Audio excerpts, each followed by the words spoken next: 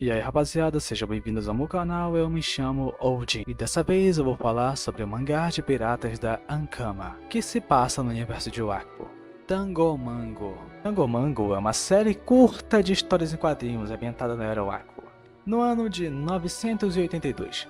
Ela é escrita e ilustrada por André Fernandes Delgado e é centrada em seus personagens, Tinta Negra e Elaine Narusmith, que foram vistos pela primeira vez na segunda temporada do desenho animado Aqua. Então, bora pra sinopse. Desde que ele conseguiu o impensável ao coletar todos os 6 ovos de dragão, Ogreste tem caçado as memórias de todos. O ogro completou a lendária missão que iludiu os aventureiros durante séculos. Sim, por amor, mas deixou-se levar pelo poder dos 6 Dofos reunidos.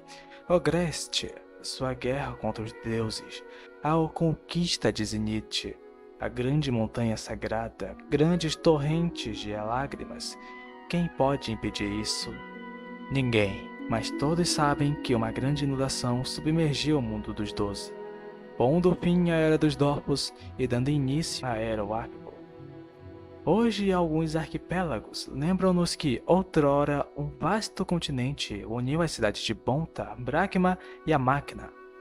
Cada habitante do mundo dos 12 está absolutamente convencido de que Ogreste é real. Aqueles que sofrem um novo desastre todos os dias precisam de um culpado. Secas, inundações, saques, todos têm o mesmo nome: Caos de Ogreste. E agora sim nós começamos de verdade. No vasto mar claro, mais ao sul do que as ilhas mais meridionais do mundo dos 12, encontra-se uma pequena porção de oceano raso. A água é clara e quente, a areia branca como a neve e os recifes de coral vastos e antigos. Esse paraíso se chama Águas Quentes. Poucos ouviram falar. Fica muito longe das grandes cidades, depois de vários meses de navegação, e a tecnologia dos portais Zap não chega lá, seja isso bom ou ruim. Nas Águas Quentes existem pelo menos 100 ilhas e ilhotas, algumas menores que uma casa e outras grandes o suficiente para abrigar selvas, montanhas e pomares. Até por volta do ano 972 da Era Wakfu, quando o governador faleceu de Missolmaose, e aqui acho que provavelmente o Ottoman ainda não tinha criado a cura para a doença. Bom, o falecido rei foi sucedido por Popo Magrovejo. O novo governador seria pior que a pior das pragas, e mais temível que todos os furacões juntos. Porém, ele é um homem preocupado com a ordem e a disciplina. Popo tomou uma decisão quando chegou no trono da capital das Águas Quentes: acabar com os piratas. Os piratas não puderam competir contra sua poderosa frota e foram destruídos um a um. Eles resistiram dolorosamente até a última batalha, onde o último grande pirata foi morto. E então começou uma nova era em Águas Quentes, uma época de repressão e tirania. Porém, o sol sempre brilhou alto no céu, e seu reflexo nas águas límpidas sempre fez os marinheiros cantarem. A pirataria corre nas veias desse antigo lugar, porque pirataria é liberdade, e a liberdade está ancorada nas profundezas das Águas Quentes. O ano agora é 982. Em uma ilha nas Águas Quentes encontram-se uma jovem garota e um povo, e também tem um navio que eles usam como casa. Eles encontraram esse navio quando ele só tinha estrutura, o resto estava todo ferrado. E parece que eles estão há um bom tempo arrumando esse navio, já que parece que ele está quase todo completo, todo bem feito. E a Elaine, que é o nome da garota, esqueci de falar pra vocês, foi mal aí. Bom, a Elaine arrumando o barco encontra um vestido, e obviamente ela vai mostrar pro Tinta Negra, que fala que ela é muito nova pra usar isso, coisa que deixa a Elaine pistola. E assim eles vão fazer a checklist deles, pra coisas que eles precisam arrumar no navio, tipo, a carcaça do navio tá quase terminada, tem uns buraquinhos aqui e ali, coisa básica, inclusive a parte interior do navio tá melhor que a parte de fora. E vemos que Tinta Negra é bem informado sobre navios, e não só sobre navios, até sobre outras ferramentas, como o sextante, que é esse troço aí. Basicamente essa coisa aí é um instrumento que auxilia o navegador a medir distâncias. E tipo assim, ou esse polvinho aí foi o navegador, ou ele é bem estudado. Na sala dos canhões, o Tinta Negra fala pra Elaine que os canhões ali são falsos, ou melhor, feitos de madeira. O Tinta então foi experimentar e teve que passar uma semana só tirando as farpas, tadinho dele. A Elaine pergunta quem pode ter feito os canhões tão bonitos de só que de madeira. O Tinta fala que os mesmos que construíram o navio, até porque até a âncora é de madeira. Deram um navio de demonstração pros bichos. Que isso? Quem faz isso? A Elaine tá feliz que pelo menos os canhões são deles. Olha para um balde de tinta e tem uma ideia. Acho que vamos pintar o navio inteiro ou só os canhões também, né? Depois disso, o narrador já chega com ó. Enquanto isso, a muitos quilômetros do refúgio de Elaine e Tinta Negra, nuvens pretas cobrem o céu do arquipélago das Três Lavouras. E o naviozão todo tingido de preto bonitão, cheio de gaivotas, voando ao redor dele. Que quadro pica, só isso que eu posso falar, que quadro bonito. Tipo assim, eu não sei de quem é esse navio, mas que navio bonito. Depois do navio bonito, nós vemos uma cidade que parece foi abandonada às pressas. E as pessoas da cidade, essas cidades sumiram. Olhando para uma luneta, nós vemos uma mulher com um bebê nos braços. E logo depois disso, isso acontece de novo.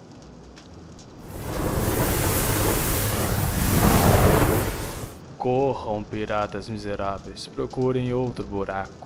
Já não restam muitos para se esconder. Quais são suas ordens, governador? Tragam meu medalhão. Que quadro lindo, mano. Velho, quem foi que desenhou isso? Que obra de arte. Olha os pinguins. Que fofo. Bom de... Bom, depois disso, eles preparam os barcos para entrar na ilha em busca de um medalhão. Que até agora eu não vi. Só do governador, que é uma estrela do mar. Mas tá tudo bem. Eles colocam os pinguins para procurar pelo medalhão e ainda querem que algo dê certo nessa história. Os pinguins então se tacam no fogo, entram em caverna, inclusive tem um pinguim com um canhão na mão, ou melhor, na asa. Pinguim tem asa ou é nadadeira? Acho que é asa. Eles continuam andando pra lá e pra cá, até que encontram um mendigo de Inos Ideia, segurando um sei lá que é isso, batendo em um medalhão, e do nada tudo começa a desmoronar. Uma pedra esmaga o mendigo e os pinguins começam a gritar, mas é uma bagunça que tá acontecendo aqui. O mendigo até tenta pegar o medalhão, mas morre antes disso. Os pinguins, tudo em choque, só notam que aquele medalhão é o medalhão que o governador quer.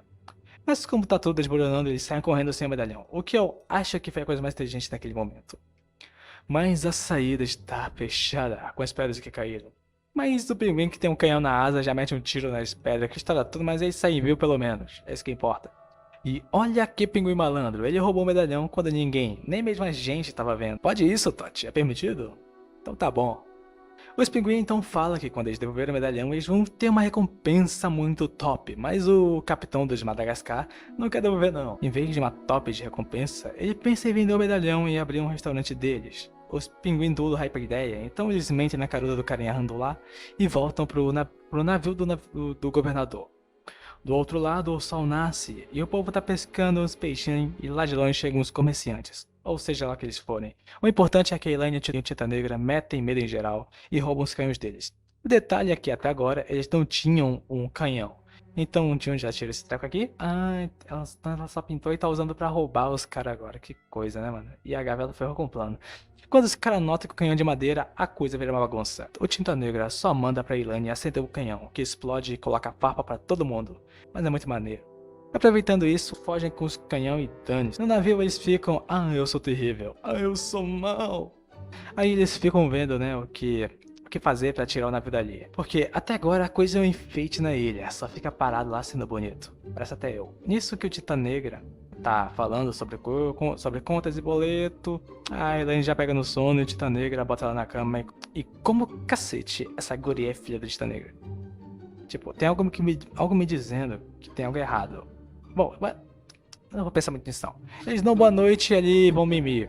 E você pensa que eu não vi que você não deixou o like, né? Eu vou ficar triste, mano. Deixa o like aí, vai. E aproveita e se inscreve também, isso ajuda demais. E chama algum amigo aí pra ficar vendo o vídeo também. No Palácio Real de Não La Grande, o dia chega.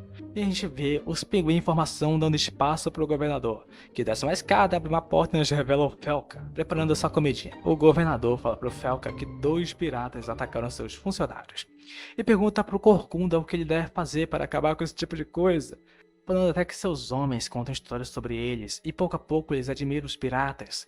O Corcunda só vira e fala que tem algo mais poderoso que admiração: o medo. E fala pro governador atuar como um verdadeiro tirano, pelo menos de vez em quando. O governador só manda eu já tô fazendo isso. Que coisa, né? Que coisa, né? Por que não? Pois não. Tô quase chegando nesse nível aí, mano. Olha essa corcunda de respeito. Aí ele fala que faz muitos anos que ele matou o Auralis, o último grande pirata. O cara odeia pirata porque odeia, né? O Corcunda pergunta como tá indo a busca pelos 3 Vorondons perdidos. E aqui nós vemos como o Popo é cruel. O cara matou os informantes e agora vai partir pra ofensiva. O Corcunda até avisa que as criaturas, os Vorondons, estão cada vez mais demonstrando que não podem ser domados. E o Popo tá se cagando pra isso e fala que a paz o incomoda. Ele é um homem de batalha e ninguém vai impedi-lo quando ele tiver em sua posse os 6 Vavondons. Entrando no navio, nós vamos 3 pessoas. Lá, ele manda o papo que assim que ele tiver posse dos 6 Vavondons, o seu exército vai os presentear com um mundo civilizado.